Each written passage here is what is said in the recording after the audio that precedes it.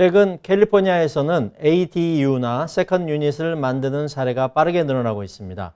높은 주택 가격과 생활비 부담 속에서 렌트 수입을 얻기 위한 목적도 있고 부모 거주 공간이나 자녀 독립 공간으로 활용하려는 경우도 많습니다. 특히 기존 차고를 개조하거나 뒷마당에 별채를 새로 짓는 형태가 크게 증가하는 추세입니다. 그런데 많은 분들이 건축 허가와 인테리어, 렌트 준비에는 상당한 비용과 시간을 투자하면서도 정작 보험 문제는 뒤늦게 확인하는 경우가 많습니다. 실제 현장에서도 ADU 공사는 모두 마쳤지만 기존 주택보험을 그대로 유지하고 있는 사례를 자주 보게 됩니다.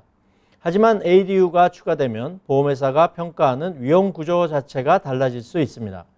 건물 규모가 늘어나고 거주 인원, 사용 목적, 임대 여부 등이 달라지기 때문입니다.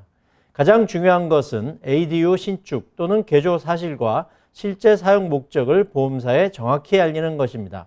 많은 집주인들은 같은 대지 안에 있는 별채이기 때문에 별다른 문제가 없을 것으로 생각하지만 보험사는 다르게 판단합니다. 보험사는 가족이 사용하는지, 세입자가 거주하는지, 장기 임대인지 단기 임대인지에 따라 위험도를 다르게 평가합니다. 특히 장기 렌트와 단기 렌트는 보험 심사 기준 자체가 달라질 수 있습니다.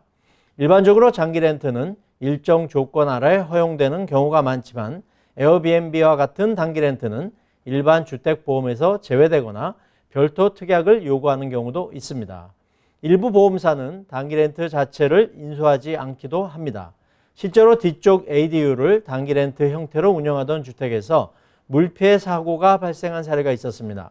집주인은 단순한 누수 사고라고 생각하고 보험사에 클레임을 접수했지만 조사 과정에서 해당 공간이 지속적으로 단기 렌트 용도로 사용되고 있다는 사실이 확인되었습니다.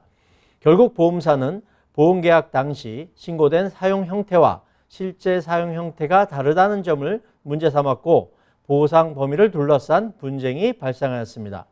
피해 정도보다 보험사에 신고된 내용과 실제 사용 상태가 달랐다는 점이 더 큰 문제가 된 사례였습니다.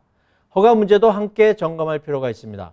처음에는 자녀나 부모 거주용으로 사용하던 공간이 나중에는 세입자 임대 공간으로 바뀌는 경우가 적지 않습니다. 또한 공사 과정에서 허가를 받지 않았거나 최종 승인을 받지 않은 상태로 사용하는 사례도 있습니다.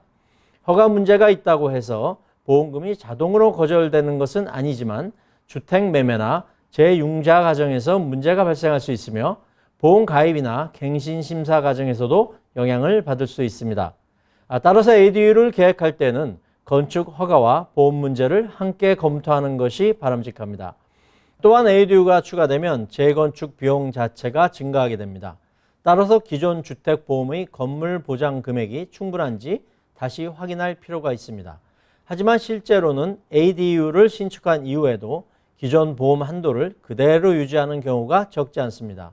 만약 화재와 같은 대형 사고가 발생했을 때 보험 가입 금액이 실제 재건축 비용보다 부족하다면 예상치 못한 본인 부담금이 발생할 수 있습니다.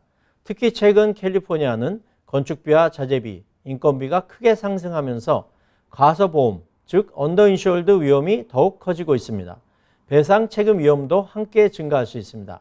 ADU를 임대할 경우 세입자와 관련된 법적 책임이 새롭게 발생하기 때문입니다. 계단, 난간, 데크, 전기시설, 누수 문제 등으로 인해 세입자나 방문객이 손해를 입었다고 주장할 경우 예상치 못한 손해배상 청구가 발생할 수 있습니다.